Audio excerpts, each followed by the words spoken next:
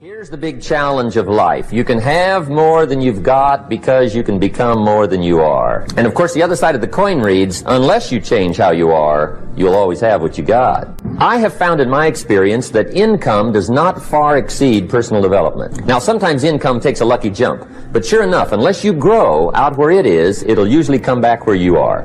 Life has strange ways. If somebody hands you $1 million, best you become a millionaire quickly, so you get to keep the money. Otherwise, sure enough, it'll disappear. Somebody once said, if you took all the money in the world, divided it up equally among everybody, it would soon all be back in the same pockets. Incredible. Success is something you attract, not something you pursue. Success is looking for a good place to stay. So instead of going after it, you work on yourself. Personal development. See, the major question to ask on the job is not what are you getting. The major question to ask on the job is what are you becoming? See, the big question is not what am I getting paid here. The big question is what am I becoming here? Because true happiness is not contained in what you get. Happiness is contained in what you become. So that's our major subject for tonight, personal development. Of all the assignments Mr. Schoaf gave me at age 25, this was probably the most difficult. In fact, I'm still working on this one. I think it's an unending challenge to see what you can become. The next subject is called Basic Laws. And it's good to study the basics. And I call these basics primarily because they come from the Bible. Now, I'm not a theologian or a minister, and that'll be apparent. But Mr. Schoaf taught me that the Bible was a good textbook for ideas and stories and success equations, how to live the better life. I found out that was true. He also taught me that the Bible is as practical as it is spiritual, and I found out that's true. If you look at your bank account and your income and you're not happy, there are several places in the Bible to check to see what the heck's wrong so you can make the changes. And we're going to cover some of those tonight, called basics. Okay. The next subject is my favorite, setting goals. Mr. Schoaf taught me how to set goals. What a favor that was. One morning at breakfast, shortly after I met him, he said, Jim, let me see your current list of goals, and let's go over them and talk about them. He said, maybe that's the best way I can help you get a better direction started. And I said, I don't have a list. He said, well, is it out in the car or home somewhere? I said, no, sir. I don't have a list anywhere. He said, well, young man, that's where we got to start. He said, I can tell you right now, if you don't have a list of your goals with you, he said, I can guess your bank balance within a few $100s. Which he did. And that got my attention. I said, you mean my bank balance would change if I had a list of goals? He said, drastically. That day I became a willing student how to set goals. And sure enough, learning how to set goals changed my life. And I often wondered why no one had ever taught me how to set goals up until age 25. I went to high school, but if they offered it, I missed it. I went to college for a year, never heard it. I worked for Sears. Really? And to my knowledge, Sears never taught it. Right? How to set goals. So here I am, age 25, married, my family's starting, I've been to college, I'm working, and I still don't know how to set goals. But fortunately, when I was 25, I met the man who taught me how. And it revolutionized my whole life. Economically, socially, personally, it's incredible. So I want to share with you tonight what Mr. Schoaf shared with me, how to set goals. It can be a life changer. Okay. The next subject is the negative part of the seminar. Life is part negative, so we got to talk about the negative. And this subject is called diseases of attitude. Diseases of attitude. There's a lot of things that can wreck your chances to do well. We live in a rather dangerous world, so you got to be not only wise, you got to be careful.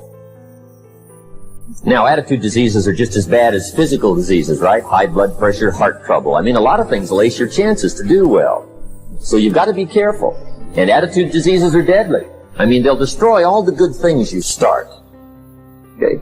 So we'll go through those attitude diseases, how to spot them, how to look for them, what they are, and the cure. And I'm a pro on these because I've had them all, so I can give you excellent advice on this. Now, the last subject we're going to consider tonight is called the day that turns your life around. The day that turns your life around. And under this subject, we're going to talk about the emotions that can change your life. Human beings are emotional creatures, and emotions are powerful for life change. Now, of course, emotions are so powerful they can go either way on you. Emotions can either build or destroy.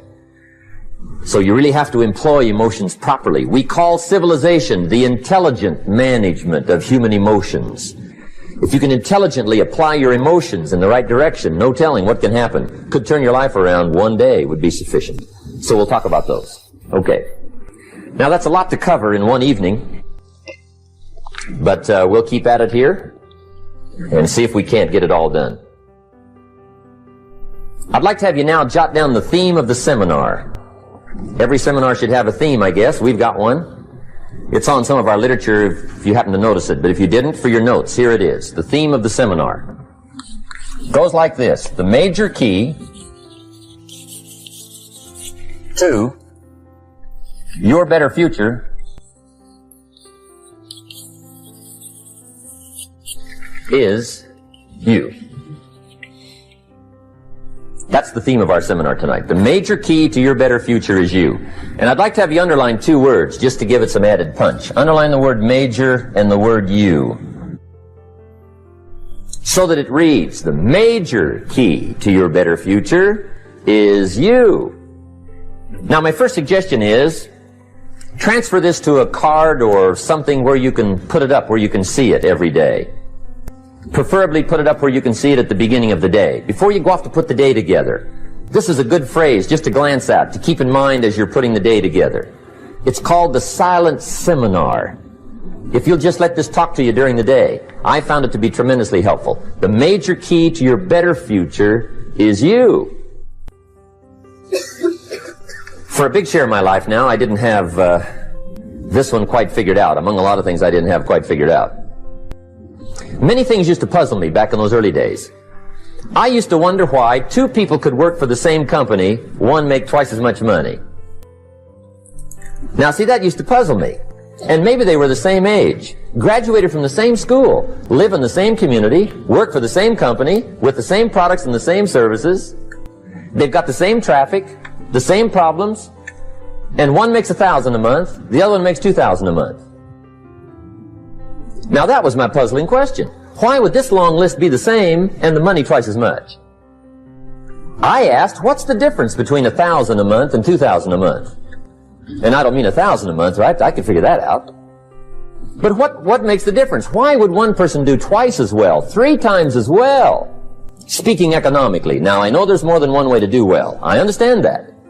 But in this little narrow area called compensation, what's the difference? Well, back then, with my faulty thinking, I'm trying to reason it out.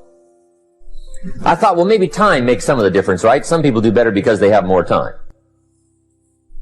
I used to say, Harold ought to be able to do well. He's got a lot of time. If I had all of Harold's time, I could do well. Now, that's got to be dumb, right? Number one, you can't get somebody else's time. A guy says to me one time, he says, you know, if I had some extra time, I could make some extra money. I said, then forget it. There isn't any extra time. Hey, when the clock strikes 12 midnight, that about wraps it up, right? I mean, you can look around the gongs there for a little more, but it's over. You say to the guy, what are you doing? He says, I'm looking for extra time. See, they'll come and take you away, right? There isn't any more time. Now, if you can't get more time, which you can't, what could you get more of that would make a difference in economic results? And here's the key word. Make it a part of your notes. We're going to consider it tonight. The word is value. And I have a little phrase for your notes. Value makes the difference in results. Value makes the difference.